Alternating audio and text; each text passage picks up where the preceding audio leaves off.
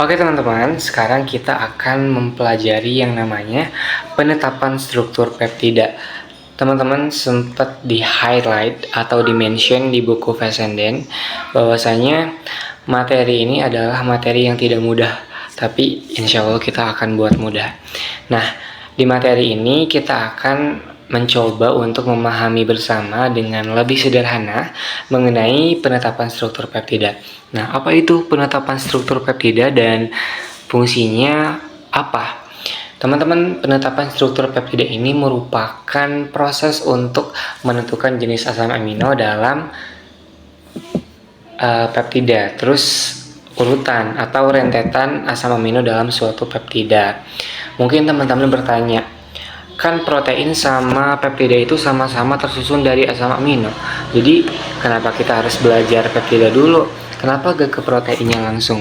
Perlu teman-teman ketahui, protein itu tersusun atau terdiri dari struktur yang lebih kompleks, jauh lebih besar dan sulit dibanding peptida.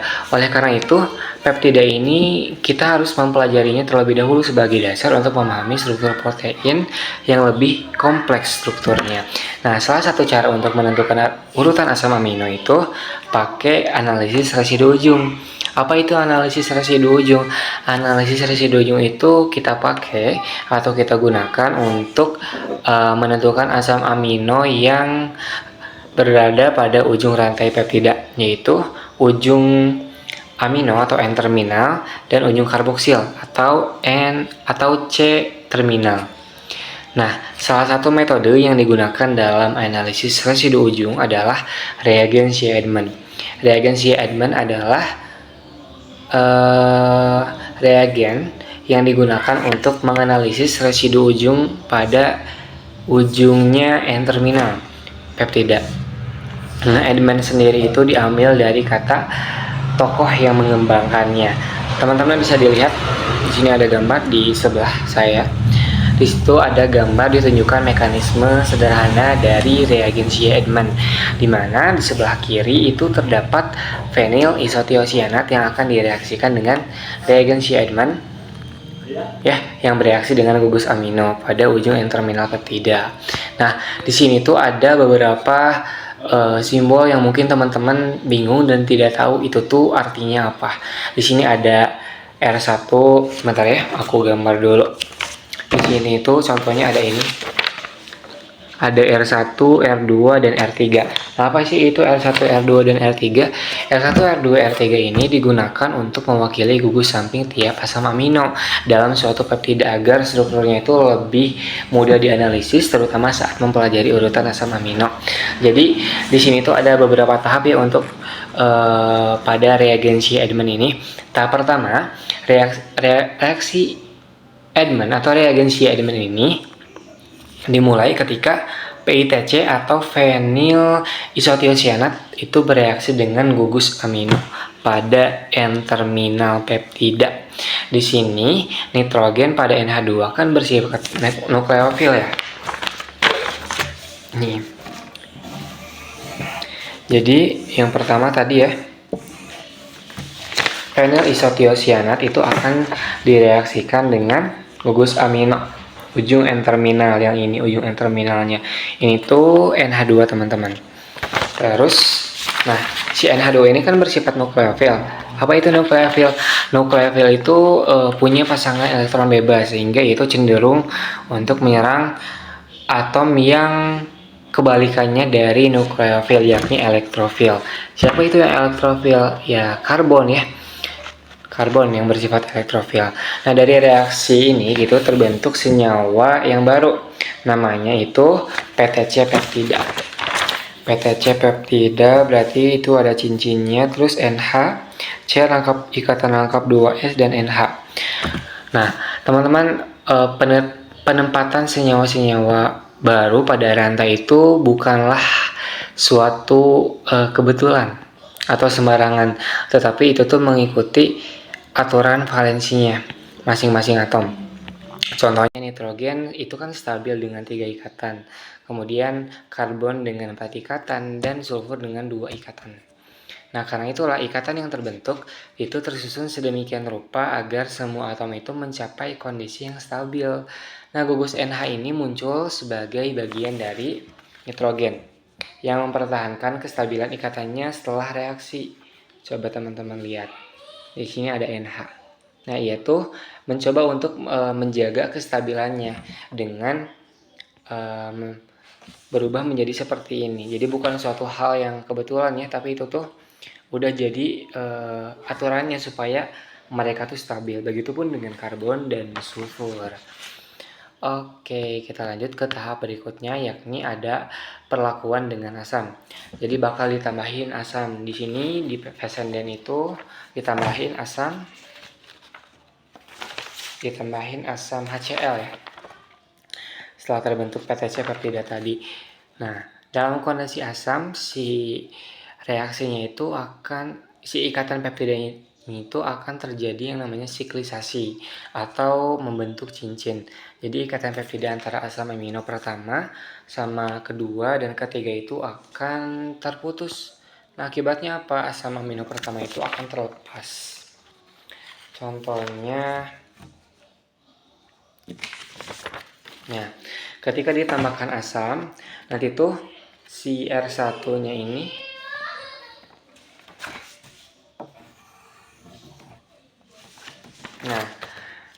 mereka ini akan terputus dengan ikatan peptida yang lain. Jadi menyisakan sisa-sisa peptida yang akan menjadi lebih pendek atau satu residu.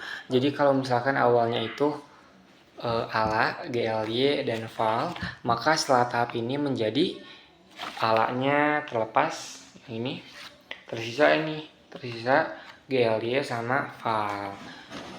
Nah, hasil akhirnya apa?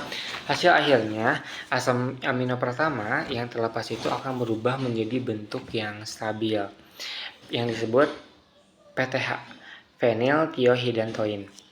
Bentuk PTH ini bisa diidentifikasi menggunakan kromatografi. Sementara itu, sisa peptida tetap utuh dan bisa diulang lagi prosesnya untuk mengetahui asam amino berikutnya.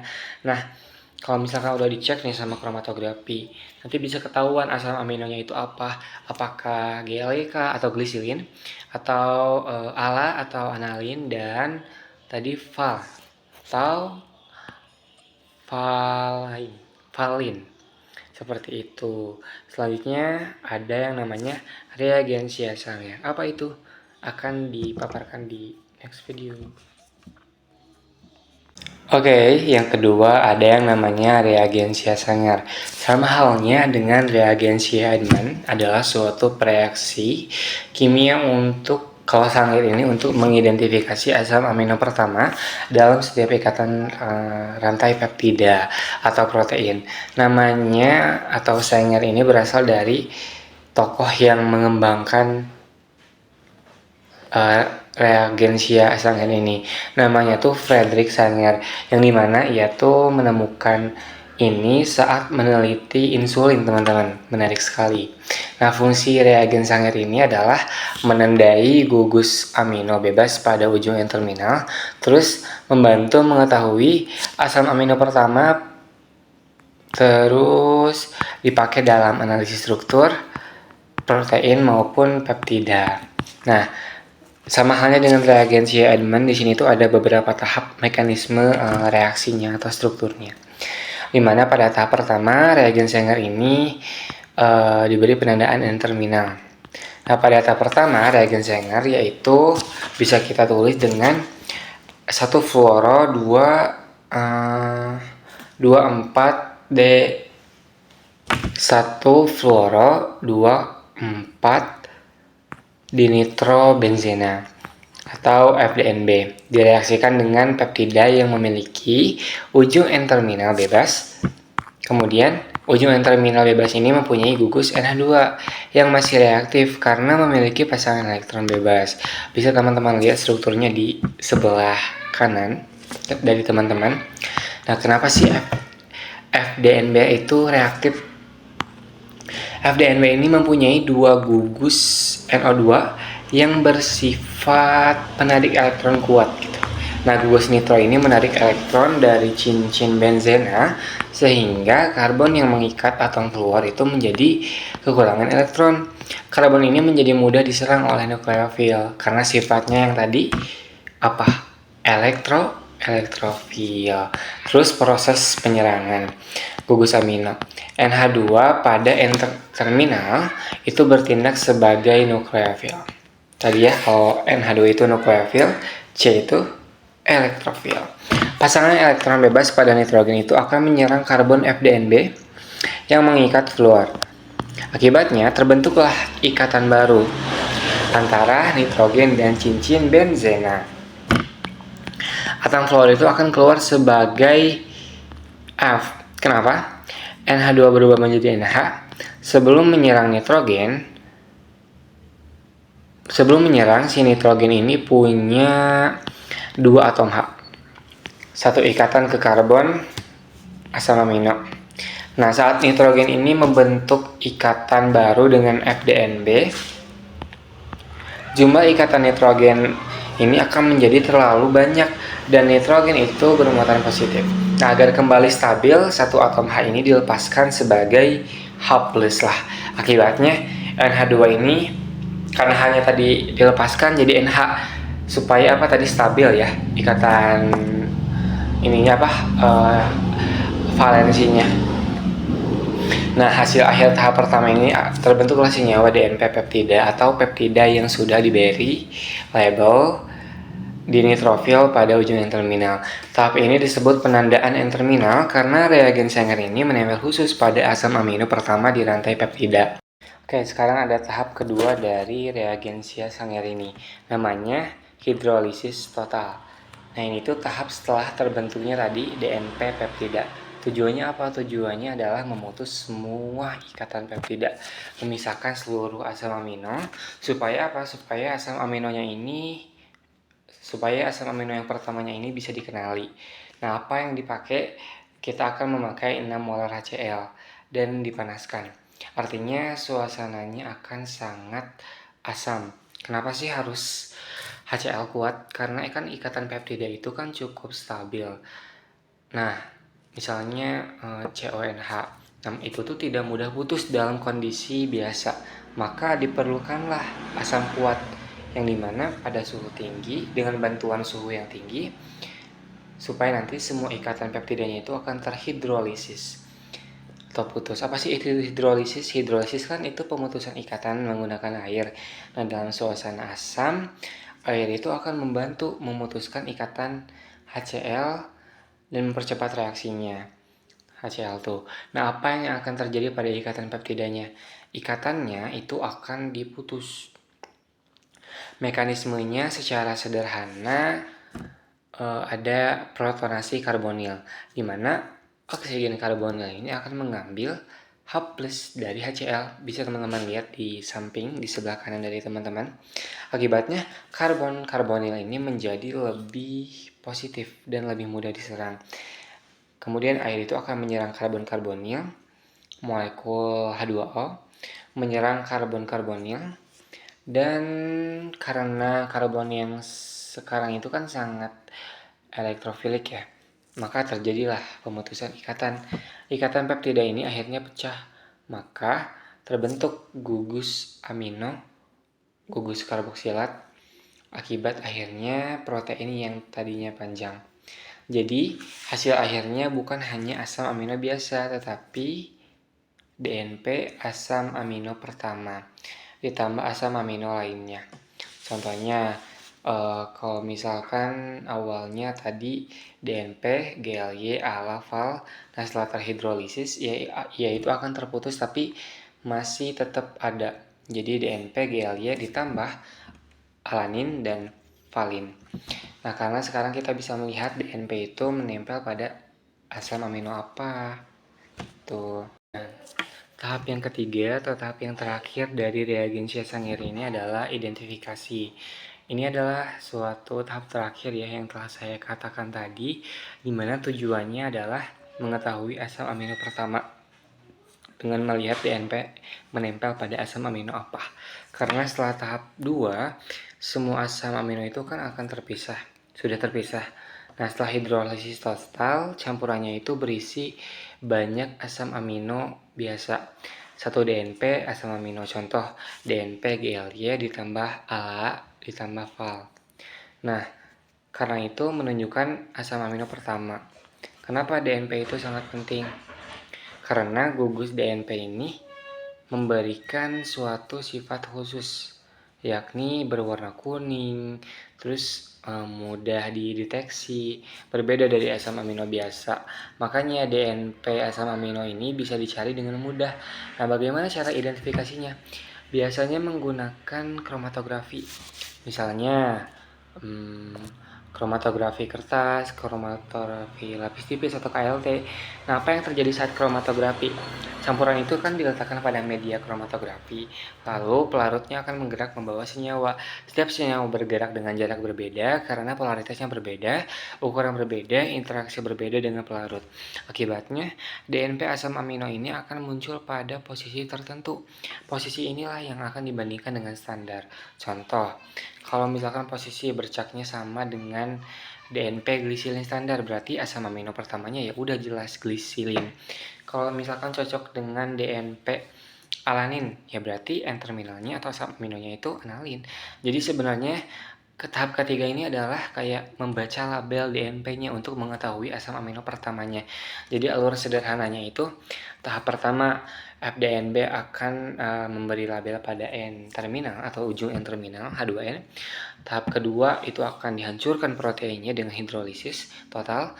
Kemudian dilihatlah DNP itu asam aminonya apa, seperti itu. Oke, lanjutan dari materi mengenai penetapan struktur peptida, yakni ada yang namanya sintesis peptida. Apa itu sintesis peptida? Sintesis peptida adalah proses menyusun asam-asam amino menjadi rantai peptida secara sengaja di laboratorium.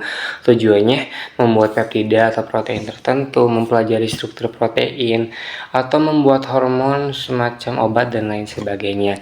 Dimana pada tahap pertama, gugus asam amino ini pada glisilin, bisa dilihat di sebelah kanan teman-teman, di depan di layar.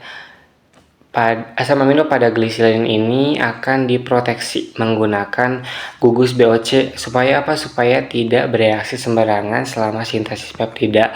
Nah, gugus amino ini akan menyerang reaksi BOC sehingga terbentuklah BOC glisilin. Nah, sedangkan gugus karboksil itu tetap bebas untuk digunakan pada tahap berikutnya. Pada tahap yang kedua, gugus karboksil pada BOC glisilin ini diaktifasi menggunakan DCC sehingga terbentuklah senyawa aktif O-acylisourea.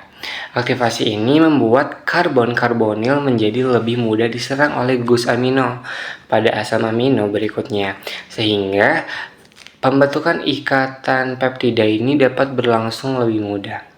Pada tahap yang ketiga, gugus amino dari alanin ini akan menyerang karbon karbonil BAC glisilin yang telah diaktifasi tadi oleh DCC, di mana reaksi ini akan menghasilkan ikatan peptida dan membentuk dipeptida BOC GLY-ALA. Nah, sedangkan DCC ini akan berubah menjadi DCU sebagai produk samping. Kemudian yang keempat ada yang pelepasan gugus pelindung. Ini tahap yang keempat, di mana gugus pelindung atau BOC ini akan dilepaskan dengan asam kuat, misal TFA. Nah, gugus amino ini akan kembali bebas untuk penyambungan berikutnya. Pada tahap yang terakhir, pada sintesis peptida, proses sintesis ini akan diulang kembali gitu untuk menambahkan asam amino berikutnya. Gugus karbonil ini akan diaktifasi, kemudian gugus amino dari asam amino baru itu akan menyerang karbon karbonil sehingga terbentuk ikatan peptida baru dan rantai peptidanya akan menjadi lebih panjang. Seperti itu. Sekian, selanjutnya akan dipaparkan oleh rekan saya.